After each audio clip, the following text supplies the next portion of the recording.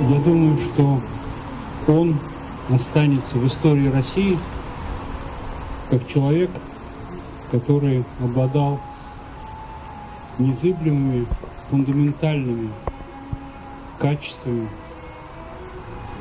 Он был честен, он был безмерно свободен, неподкупен и абсолютно храбр.